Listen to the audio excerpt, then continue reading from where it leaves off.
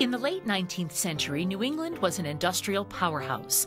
As women moved from domestic and agricultural work to factory and clerical jobs, Martha Adelia Parsons was a trailblazer. One of the first to learn a new method of shorthand, Martha parlayed that traditional female skill into a position as a corporate officer of a manufacturing giant, a sphere of industry solely reserved for men.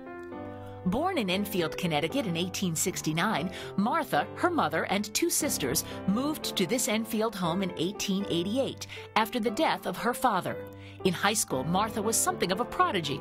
She was only 14 when she passed exams that could have qualified her as a teacher. Martha might have gone on to college. Instead, she gravitated to the business world in the expanding field of clerical work, which was exploding as office operations became more complex and required more record-keeping, correspondence, and office management. She went into business school in Springfield that was teaching the Gregg shorthand system, which was brand new. Shorthand was very new. Stenography was very new at that time. The stenographer, in an era before typewriters, before Xerox and all the rest of it, a stenographer was the crucial one to do all the letter writing, to take the notes from the boss. And she got a job almost immediately with what became U.S. Envelope in Springfield, Mass. Did very well. I think her first salary was $10 a week and got a raise to $12. In 1893, that was a very good salary, as women in other jobs earned half that weekly wage.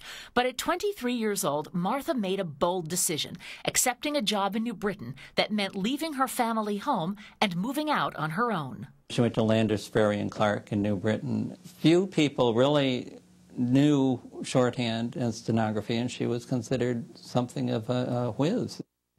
Landers, Frary & Clark was one of the biggest companies in the state, turning out table cutlery and manufacturing household appliances like food grinders, kitchen scales, and irons. Starting as a stenographer, Martha rose through the ranks. Although for most women, clerical work did not present opportunities for great advancement, in 1912, Martha Parsons was named Executive Secretary of the corporation, making her the first woman in Connecticut to attain that level of authority in a major company.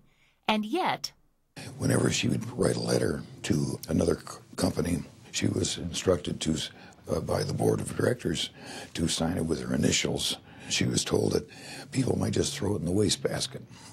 There was probably some feeling in some places that women were inferior. But inside Landers, Martha's name was well known. In keeping with the efficiency movement so prevalent in the early 20th century, she instituted new management systems for workflow. She was also known for fining her co-workers for unbecoming behavior, including bad language, crankiness, and cigar smoking. Besides her work as a corporate officer, Martha founded the Universal War Relief Association at Landers in 1917.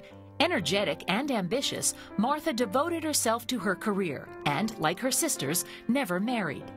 Women in that era really had to make a choice. If they wanted a career, they would probably not marry, because if you were married, you weren't supposed to have a career. Mary was a teacher and Juliet a nurse. Indeed, all of the Parsons sisters were quite independent for women of their time, not only supporting themselves and their mother, but traveling extensively, even taking a trip cross-country. In 1919, Martha retired from Landers at the age of 50 and moved back to Enfield. As we were talking one time on certain matters, and I said, well, Miss Parsons, you helped carry that corporation through the war. And why would you stop working at that time when things were perhaps getting a little lighter? And she said, Mr. Sherman, I was all tuckered out. Martha may have been all tuckered out, but she lived another 45 years. In retirement, she was active in her church and known as a shrewd investor, a woman who read the Bible daily, along with the Wall Street Journal. While most single working women of her time earned just enough to pay for room and board, Martha had done much better than that.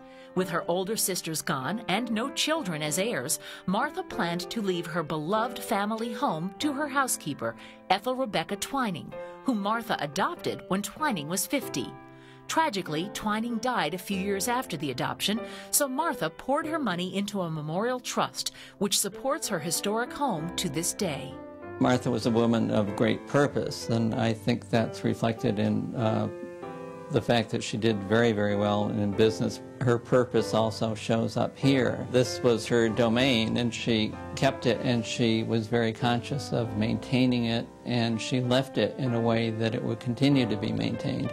Passing away in 1965 at the age of 95, Martha left her home and its historic contents as her legacy.